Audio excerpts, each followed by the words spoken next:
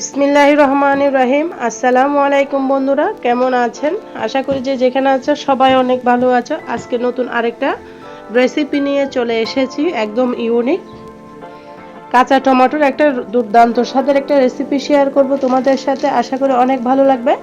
তাই বন্ধুরা ভিডিওটা স্কিপ করবা না, একটা লাইক দিয়ে সম্পূর্ণ ভিডিও দেখার অনুরোধ রইল। এখানে আমি নিয়ে নিয়েছি 700 গ্রাম মতো টমেটো, কাঁচা টমেটো এখন কিন্তু অ্যাভেলেবেল পাওয়া যাচ্ছে। এই মৌসুমে কিন্তু একটু গরম গরম ভাব, শীতের শেষের দিকে টমেটোটা খেতে কিন্তু বেশ ভালো লাগে।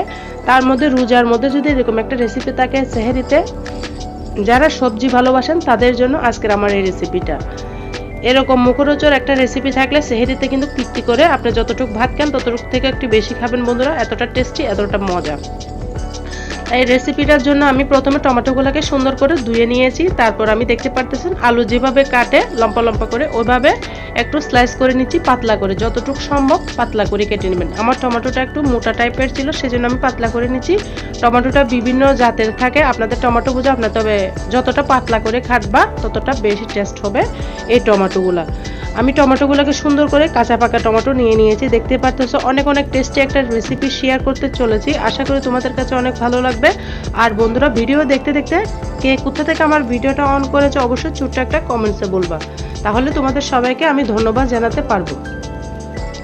এই পর্যায়ে টমেটোগুলোকে আমি সুন্দর করে কেটে নিচ্ছি, দেখতেই পারতেছো। পাতলা পাতলা করে স্লাইস করে কাটবা, তোমাদের টমেটোগুলো আমার মতো পারফেক্ট হবে। কাটাকাটির মধ্যেও কিন্তু তরকারির স্বাদ আসে বন্ধুরা। যত সুন্দর করে কাটিং করবা তত সুন্দর করে রান্না বান্নাটা একদম পারফেক্ট হবে। তাই কাটাকাটিটা অবশ্যই সুন্দর করতে হবে, যে জিনিস দেখতে সুন্দর সেই জিনিস খেতেও ভালো লাগে। তাই বন্ধুরা আমি সুন্দর করে সবগুলো তোমাদের সাথে কাটাকুটি শেয়ার করতেছি আর তোমাদের সাথে গল্প করতেছি। তোমাদের সাথে গল্প করতে বেশ ভালো লাগে, তোমাদের ভালোবাসায় আমি এগিয়ে যাচ্ছি। ইনশাল্লাহ সামনের দিকে আরও এগিয়ে যাব। তোমাদের দোয়া, ছোট্ট চ্যানেলটি অনেক বড় হবে, সেই দোয়াই করবা আমার জন্য। আর মাহে রমজান মাস, সবাইকে অনেক অনেক মাহে রমজান মাসের শুভেচ্ছা। আজকে 12তম রমজান, আমাদের কাছ থেকে পবিত্র মাহে রমজান এক এক করে বিদায় নিচ্ছে। আলহামদুলিল্লাহ সুস্থভাবে রোজাগুলো রাখতে পারতেছি, তারাবি পড়তে পারতেছি। সমস্ত ইবাদত আলহামদুলিল্লাহ আল্লাহর কাছে শুকরিয়া আদায় জ্ঞাপন করি, নামাজ কালাম সুন্দর মতো আদায় করে নামাজ পড়তেছি। আর বন্ধুরা টমেটোগুলোকে সুন্দর করে আমি নিয়ে নিয়েছি, দেখতে পারতেছো। এই পর্যায়ে রান্নার প্রসেসে চলে যাচ্ছি। এই রমজান মাসে কিন্তু তেমন খাওয়া পড়ে না, যেটা রান্না করবা ভালো মতো রান্না করবা, টেস্ট করে রান্না করবা, যেন এক পাতিল রান্না করলে শেষ হয়ে যায় সেভাবে রান্না করবা। এখানে আমি পরিমাণ মতো তেল দিয়ে দিয়েছি বেশ কিছু রসুন কুচি। তোমরা চাইলে রসুন বাটা দিতে পারো, তবে রসুন কুচিটা দিলে একটা সেন্টটা ভালো আসে।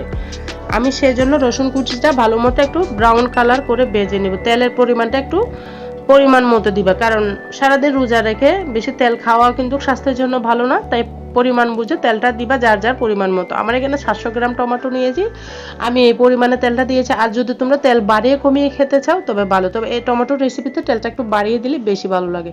এই পর্যায়ে পেঁয়াজটাকেও আমি হালকা ব্রাউন কালার করে ভেজে নিয়েছি তোমাদের সাথে গল্প করতে করতে। তারপর দিয়ে দিচ্ছি স্বাদ মতো লবণ, দিয়ে দিয়েছি টালা জিরার গুঁড়া, তারপর দিয়েছি স্বাদ মতো হলুদের গুঁড়া, তারপর দিয়েছি লাল মরিচের গুঁড়া। সমস্ত মশলাকে আমি একসাথে মেখে নিয়েছি। হাতের কাছে পাওয়া মশলা দিয়ে আজকে আমার এই রেসিপিটা তোমাদের সাথে শেয়ার করতেছি।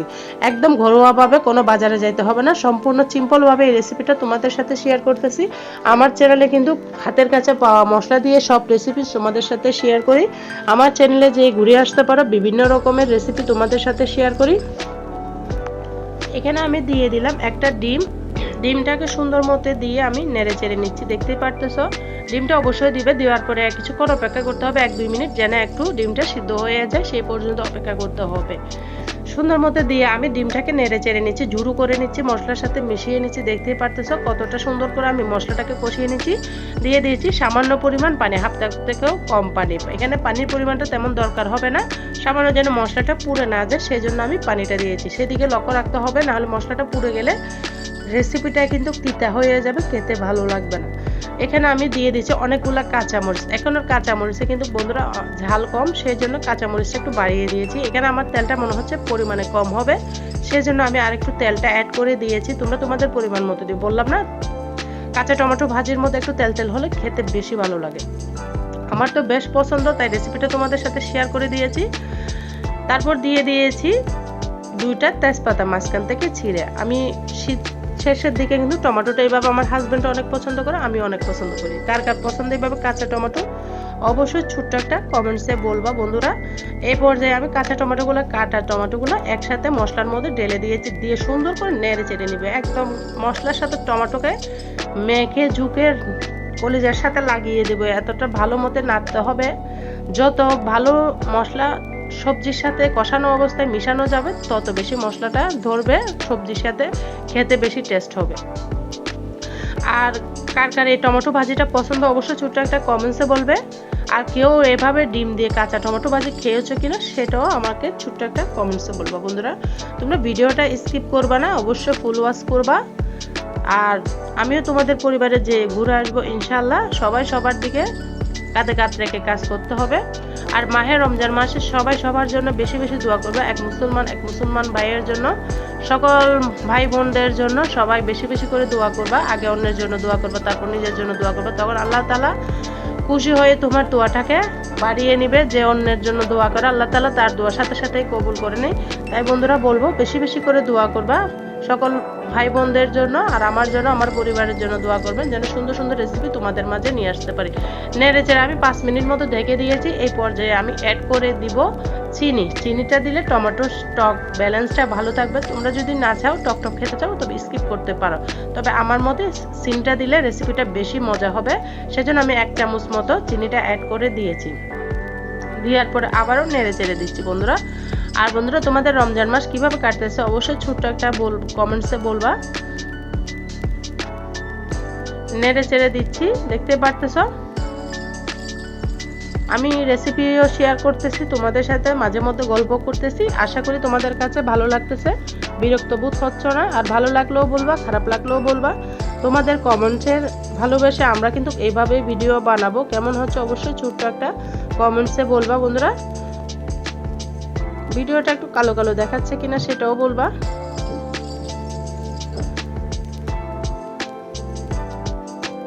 সুন্দর মতো আমি নেড়ে চেড়ে নিচ্ছি। ডিমটা দেখতে পারতেছেন কত সুন্দর একটা গ্রেভি এসেছে ডিমটা দেওয়ার কারণে।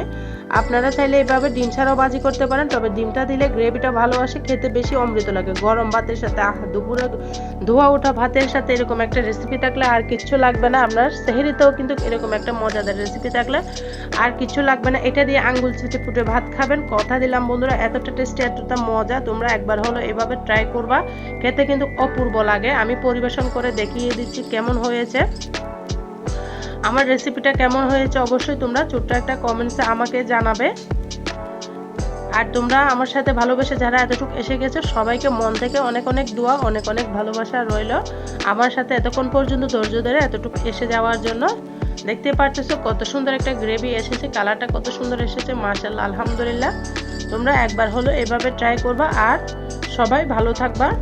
আমার সাথে যারা এতক্ষণ পর্যন্ত ছিল সবাইকে অনেক অনেক ভালোবাসা, সবার জন্য অনেক অনেক দোয়া রইল। আমার জন্য, আমার পরিবারের জন্য দোয়া করবা যেন এরকম সুন্দর সুন্দর ভিডিও তোমাদের মাঝে হাজির হতে পারি নিয়ে, সেই দোয়াই করবা। আর বন্ধুরা কে কী রেসিপি চাও অবশ্যই ছোট্ট একটা কমেন্টসে বলবা।